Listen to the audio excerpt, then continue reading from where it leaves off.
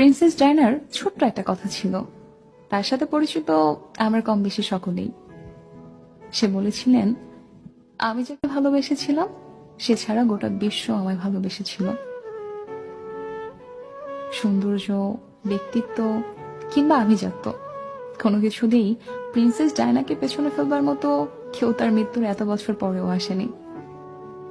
অথচ তার স্বামীও তাকে ঘরে রেখে আসক্ত হয়েছিল পরনারীতে, যার শেষটা হয়েছিল তাদের বিবাহ বিচ্ছেদ দিয়ে।